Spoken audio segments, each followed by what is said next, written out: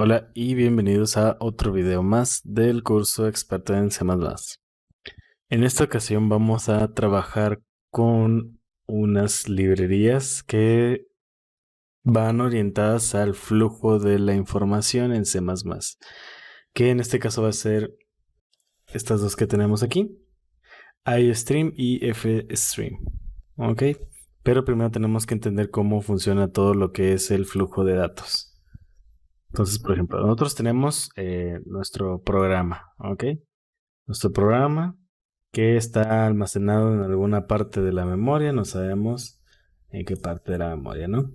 Entonces tenemos nuestras entradas, que en este caso imaginemos que tenemos nuestro teclado, ¿ok? Tenemos nuestro teclado en el cual ingresamos pues valores y nosotros podemos escribir mensajes y estos mensajes pues después nosotros los podemos guardar en lo que son simplemente variables que nosotros hemos estado manejando.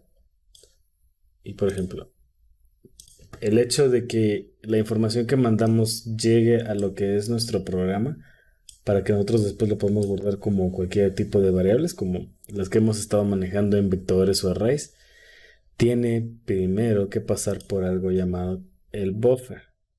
¿Ok?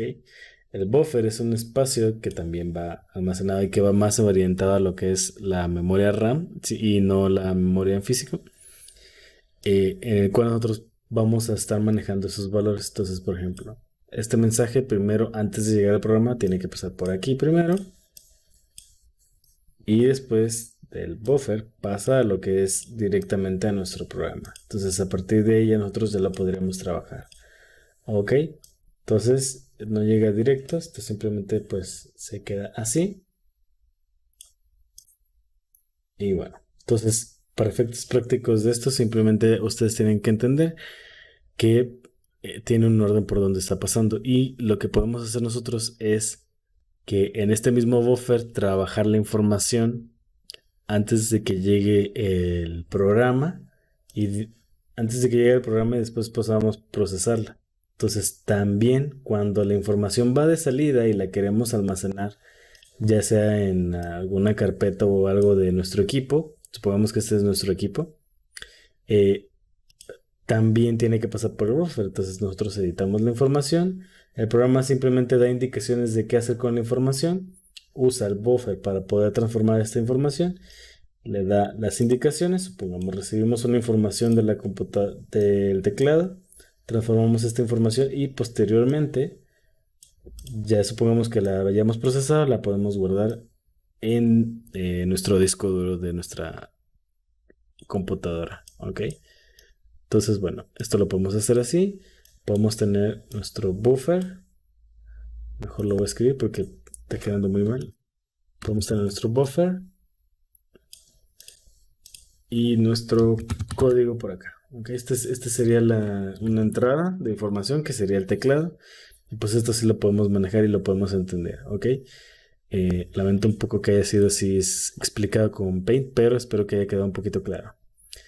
Una de las cosas que hay que tener en cuenta es que nosotros, además de poder trabajar con entradas de información o periféricos, lo que también pudiéramos hacer es también sacar información directamente desde nuestro disco duro de información que ya tengamos. Por ejemplo, si nosotros tenemos un archivo, un blog de notas, un archivo TXT, un PDF o lo que sea, nosotros podemos obtener información de eso mismo y trabajarla con el buffer para poderla editar.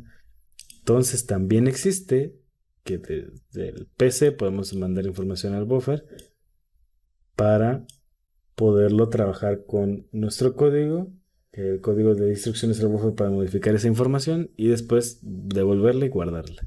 ¿Ok? Es un flujo así en el que podemos estar trabajando. En sencillas palabras funciona así. También depende de qué tan grande sea el archivo que estamos trabajando, por lo que el buffer se va a tener que hacer más grande, es decir, acaparar más memoria RAM, o se va a hacer más pequeño en dado caso de que el archivo sea pues muy ligero. Ok, hay que tener en cuenta que pues obviamente va a depender mucho de las capacidades o recursos que tenga nuestro equipo. Si nosotros no contamos con un equipo con demasiados recursos, pues no podremos trabajar bien con los archivos que, dependiendo de su tamaño, por ejemplo, si tenemos una memoria RAM de 4 GB, supongamos. Nuestro equipo solamente cuenta con 4 GB de memoria RAM. Entonces queremos abrir un archivo de 3 gigas y medio. Entonces lo que va a hacer aquí es que va a quedar muy poca RAM libre para poder hacer todo la gestión de los cambios que se necesita hacer. Porque ya de lleno van 3 gigas y medio que se van a estar ocupando en el buffer para guardar toda la información. Ok. Entonces nada más nos queda medio giga para poder que el código pueda realizar las cosas que tiene que hacer para modificar el buffer. Y después, ya que esto se manda a guardar, que también lo tiene que hacer, el proceso de guardado lo tiene que hacer ese medio giga que queda libre, aquí en lo que es el disco duro. Entonces se va a tardar más. Entonces todos estos procesos se van a ir ralentizando dependiendo de qué tanto espacio estemos trabajando. Ok, entonces una vez entendido esto, pues vamos a minimizar esto y vamos a empezar con lo que nos compete con el código. Ahora, ¿cómo podemos nosotros trabajar con estos flujos de información? Pues vamos a primero generar esto. iStream, FStream son bibliotecas que vamos a utilizar. Entonces las incluimos. ¿Cómo las trabajamos? Muy simple, vamos a poner std offstream y por ejemplo vamos a poner archivo. Archivo va a ser mi variable que va a definir el stream de datos. Ok. Entonces, esto simplemente genera, no genera ningún archivo, genera simplemente el flujo de datos. Ok. Entonces yo lo que voy a hacer aquí es archivo.open. Entonces yo estoy indicando que el flujo de datos va a abrir algo. ¿Qué va a abrir? Pues yo aquí se lo puedo indicar dentro de los paréntesis, como por ejemplo un hola-mundo.txt. Yo voy a decir abre un archivo que se llame así de hola-mundo.txt. Después también a ese archivo pues yo lo que puedo hacer es ingresarle valores. Por ejemplo, voy a usar archivo y como si fuera un std-out le voy a ingresar valores con símbolos de menor que. Entonces aquí voy a escribir hola mundo, bienvenidos. Entonces esto lo puedo dejar así. Y bueno, también hay que tener en cuenta que cuando nosotros abrimos un flujo de datos, que es lo que estamos haciendo aquí con Open, también tenemos que cerrar ese flujo de datos. ¿Por qué? Porque si nosotros abrimos ese flujo de datos, es lo que decimos que estamos trabajando con el buffer. Yo ahorita hasta este punto tengo aquí lo que es este mensaje en el buffer. O sea, cuando esto se ejecute, va a abrir esto y va a decir, bueno, mira, tengo que guardar algo. Entonces, preparo un pequeño espacio en el cual voy a estar almacenando algo.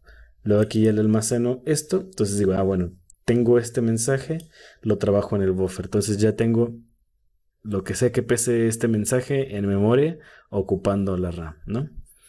Entonces, si yo a lo mejor quisiera hacer otras cosas como, no sé, hacer otras operaciones matemáticas y todo eso, este buffer pues sigue abierto.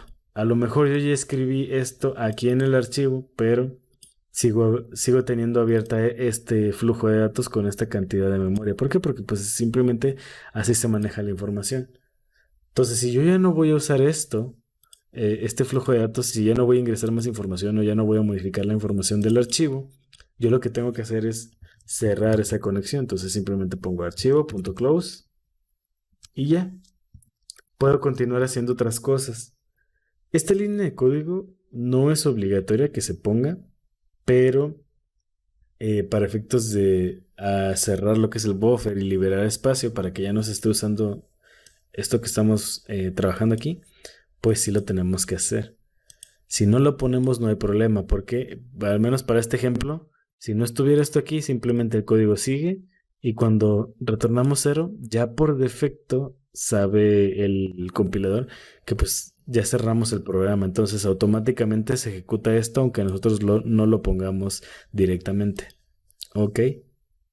Entonces, es así como funciona. Si no lo ponemos, pues no hay tanto problema. Pero para programas más complejos, si nosotros estuviéramos abriendo y abriendo muchos flujos de datos, ese buffer se va a estar llenando cada vez más de pura información que a lo mejor no estamos utilizando, pero sí nos consume recursos. Entonces hay que tener cuidado. ¿Ok? Entonces, bueno, vamos a hacer la compilación y la ejecución del código. Y quiero que se fijen aquí en algo. Esta es mi carpeta donde yo estoy guardando todos los códigos.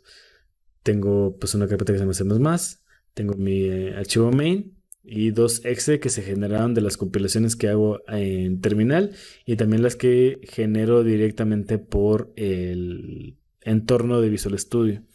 Entonces yo cuando ejecute esto, miren lo que va a pasar. Se ha generado un archivo que se llama holamundo.txt y si lo abrimos, aquí estamos viendo que dice hola mundo, bienvenidos. Ok. Entonces esta es la forma en cómo nosotros vamos a estar trabajando, o bueno, es un ejemplo de cómo podemos trabajar con flujos de datos, en este caso información que viene de un archivo de texto. ¿Ok? Entonces esto iría así. Y ahora, para continuar con esto, lo que podemos hacer aquí es simplemente pues cambiar el mensaje. Vamos a poner adiós mundo, nos vemos. Ok, entonces guardamos, compilamos, ejecutamos y ahora, ¿qué es lo que va a pasar? Lo que pasa es que simplemente se borra el mensaje que teníamos de hola mundo, bienvenidos por adiós mundo, nos vemos.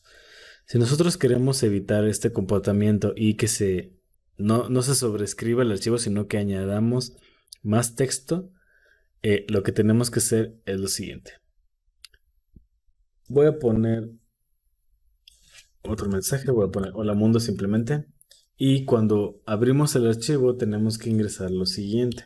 Vamos a poner std ios app. Ok.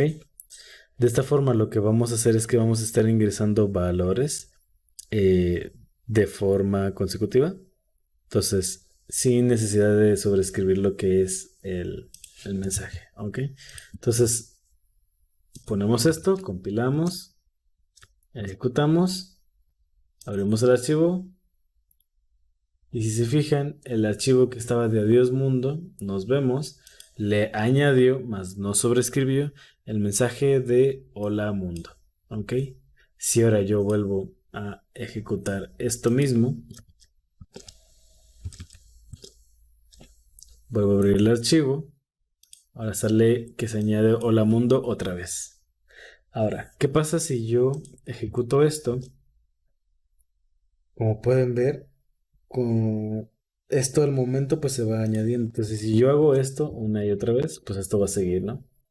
Entonces yo elimino esto, guardo, y así lo podemos estar viendo de una mejor manera, ¿ok?